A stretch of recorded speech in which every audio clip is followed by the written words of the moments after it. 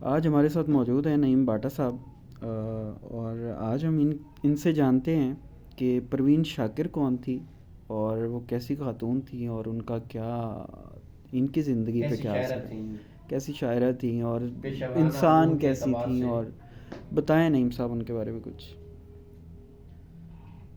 میں نے زندگی میں نا بہت کم خواتین کو دیکھا ہے کہ جن کی ترجیحات اور کنسرنز جو ہے نا وہ بہت ہی زیادہ ہوا کرتی ہیں.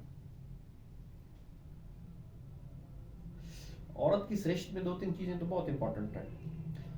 ایک وہ گھریلو خاتون ہے، اس نے گھریلو کام کاج جو ہے وہ انجام دینے ہوتے ہیں. اور دوسرا، اس نے بائی پروفیشن اگر اس کی جاب ہے ان امور کو بھی دیکھنا ہوتا ہے، بیوی بچوں کو بھی سنبھالنا ہوتا ہے، خاوند کو الگ ٹریٹ کرنا ہوتا ہے، اور ڈومیسٹک ڈیوٹیز جو ہیں یا پرسوٹس آف لائف جو ہیں ان کو بھی دیکھنا ہوتا ہے.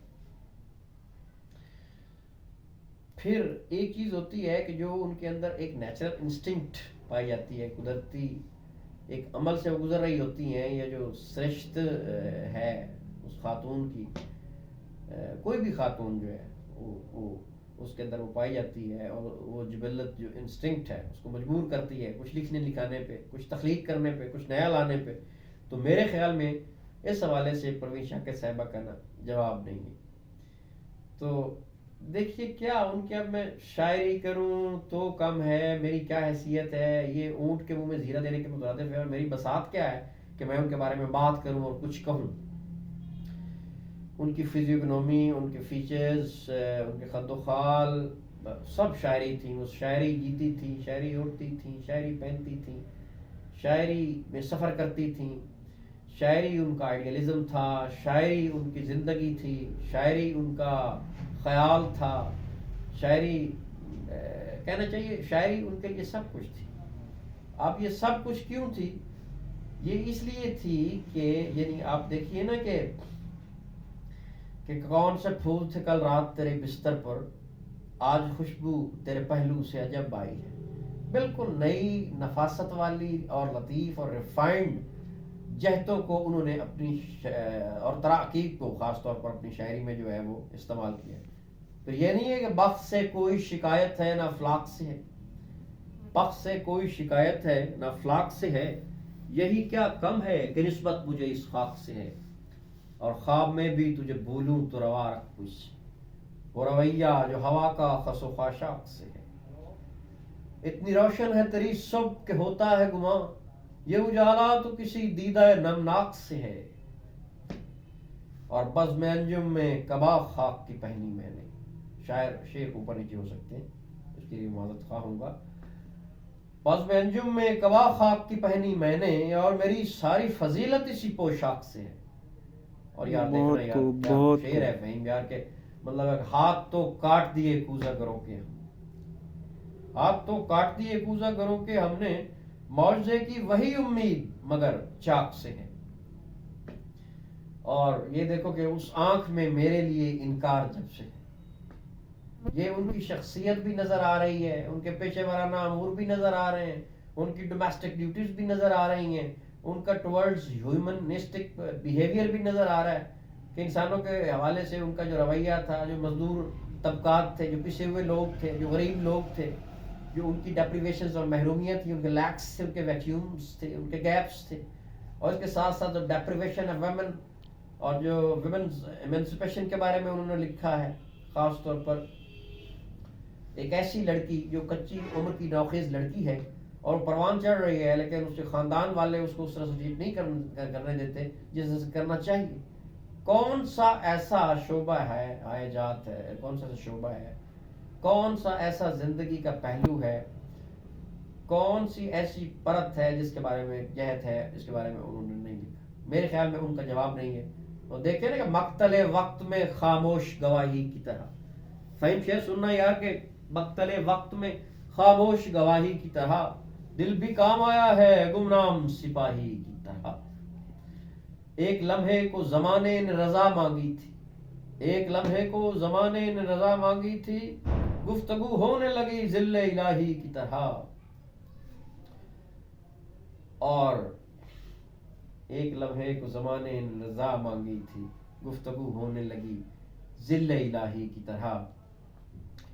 اور بہت ساری ان کی ایسی غزلیں ہیں، ایسی نظمیں ہیں. اور دیکھیں نا کہ اس نے خوشبو سے کرایا تھا تعارف میرا، اس نے خوشبو سے کرایا تھا تعارف میرا، اور پھر مجھ کو بھی بکھیرا ہوا ہی کی طرح. بہت خوب، بہت خوب.